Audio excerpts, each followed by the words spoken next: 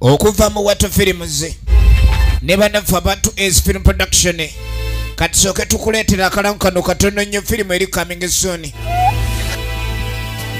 era nga begasoma banafu aba media ak film productions tulengera kalango bakuleetedde firimu ki ku mulundi guno mwana gwonyerera eraba emyaka gulabe twala eri ate ndi mukulu wansabanga kitaawo abazanyi bonga Mutabazi Rachel Matiya Sali omusajja omukulu okula bukuzi tokyanjamu wano javaawo omusajja agoba mukazi we yalaba emyaka Seduvuto neddala kabajja tusanga tukyalengera kalango kayo ono ekitawo gogenda kubosigazi tate ayise muganda okuva mu kibuga tukyalengera kalango kayo akaseduvuto kazi wange ba ye musajja yagoba omukyala ngalaba omukyala akatuuse kumbe naye nkanga naye ye ayagala baana bato tukyalengera kalango kayo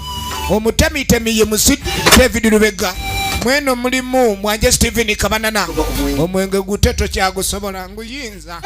tonzi kyako chupa leka love panange baneoli jajja mulamba musayi muto wadde ndabikanga enkanga tukyalengera kalango katono nnyo akaseduvuto eno yafulumya dda amatundiro ga firimu na mugwanga omutendesi Magezi Ronald laba jajja abazukulu abajajjata abakubi obugalabi tukyalaba kalango Seduvuto ye musajja mukulu ayagala abaana abato abatali myaka gye omubiri muto n'ebikolwa bito mu ye abasajja bonna n'olondayo kita kumbe yayagaliramu n'abaana paka abaana Seduvuto yayagaliramu paka abaana firimu eno yafulumya dda katale era wogyagalira gisange matundiro ga firimu na mugwanga emanyikiddwa nga Seduvuto Sugar Daddy.